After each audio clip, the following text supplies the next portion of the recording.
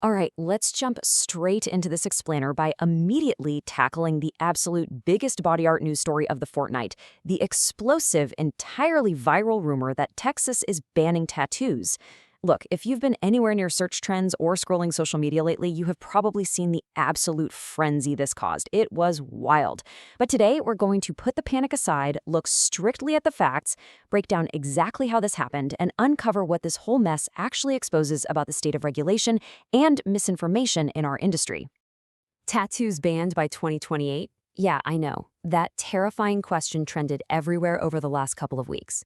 And it created a mass panic. We're talking about clients frantically trying to book appointments, desperately rushing to get a sleeve finished before it supposedly became illegal. It genuinely convinced people that a full-on statewide prohibition on tattoos was literally right around the corner. Content creators chase the views, right? Because they know that when the public hears the word risk, they mentally jump straight to prohibition. But let me be as crystal clear as I possibly can here. The answer to that terrifying question is a massive, undeniable no. There is absolutely no bill text, no docket entry, no statute, and zero official statements supporting this claim. None. The source this entire rumor was supposedly based on, it never actually said tattoos would become illegal. The whole thing was built entirely on interpretive sand, and then it just got hardened by repetition until it felt incredibly real to the public.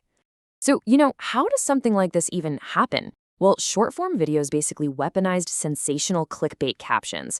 Stuff like, "They're coming for your ink." And they did this to exploit the public's pre-existing distrust of regulators in tattoo safety.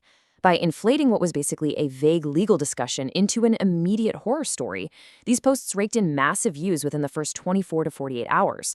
But the fallout? That landed squarely on working studios. Artists spent hours of unpaid time debunking something that never should have been believed in the first place.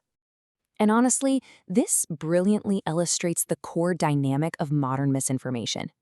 Think about this for a second. Even the corrective content, the posts actively trying to debunk the rumor, they had to repeat the fake headline just to get any traction in the algorithm. Which means if you are swiped away early, and let's be real, they do that all the time, they only heard the myth. Every single reaction video inadvertently amplified the fake news before refuting it. It allowed a claim with literally zero statutory backing to just magically become common knowledge. Now, the reason the Texas rumor felt so believable is that it mimics a very real phenomenon. It's called regulatory creep. Basically, the gradual expansion and tightening of rules and standards over time. The fake rumor completely took the shape of regulatory creep, but, and this is the kicker, it entirely skipped the tedious, slow nuance of the actual legislative process and just jumped straight to a nightmare scenario. It delivered the emotional punch of a ban, completely skipping the boring reality of actual paperwork.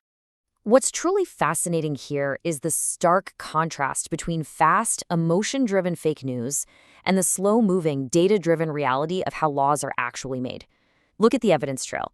The viral ban has zero citations to legislative calendars. It's just a rumor propagated by reaction content.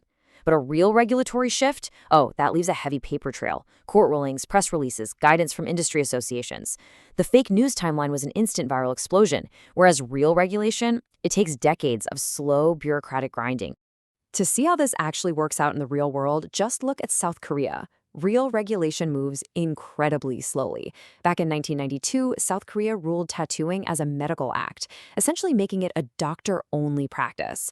It took a decades-long fight and intense, grueling advocacy before the high court and lawmakers finally aligned to reverse that ruling and move toward legalizing non-medical tattooing. It wasn't an overnight trend on an app, it was a generational legal battle resulting in structured acceptance. Or, look over at the European Union. When European regulators moved to classify tattoo ink as higher risk and tighten pigment rules, they didn't just hop online and announce a sudden ban. It involved unbelievably dense paperwork. We are talking draft opinions, impact assessments, transitional timelines, and highly specific threshold tables for substances of concern. They established strict caps on primary aromatic means and enforced PAOH contamination thresholds. Real regulation is highly technical, not clickbait. So the absolutely crucial point here is that real regulation lives in the math. It lives in numbers just like this one, 0.1%. Or, to express it another way, 1,000 parts per million. That is the precise threshold defining whether a substance is a substance of very high concern under the REACH framework in Europe.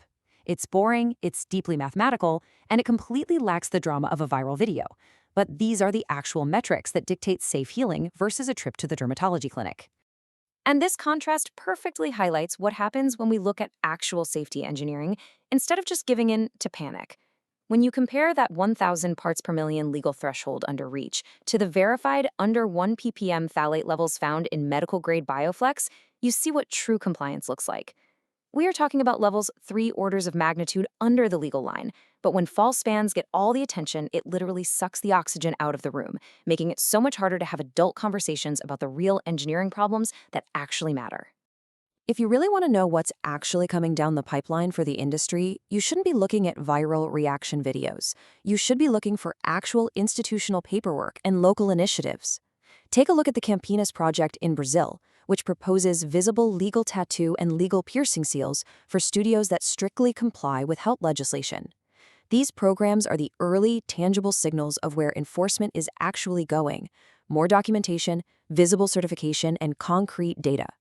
Because a fake legal apocalypse completely distracts from these real clinical issues, a new core competency has emerged for studios. We call it information hygiene. This is the practice of identifying, isolating, and neutralizing viral misinformation to maintain client trust. Honestly, today, information hygiene is just as critical to a studio's survival as standard infection control. You can run a perfectly sterile room, but if you let nonsense run unchecked in your feeds and your waiting room, you're going to lose the trust of your clients. So how do you actually protect your business? Well, 4 steps. First, have a clear one-sentence debunking crisis script ready right at the front desk. Second, train your staff to separate true clinical risks, like infection and material incompatibilities, from imaginary legal ones. Third, expect slow regulation that comes with a real paper trail. And fourth, use the panic as a teaching moment. When a client asks about a fake ban, redirect them to your actual safety protocols, your single-use setups, and your autoclave logs. Ultimately, the studios that treat misinformation management seriously are the ones that are going to thrive. They are the professionals clients will trust when the next inevitable cycle of rumors hits our industry. Leaving us with this final, crucial question. Will you master the evidence and own the narrative of your craft, or will you let the next viral fabrication control you? Thank you for joining me on this explainer, and remember, always look for the paperwork.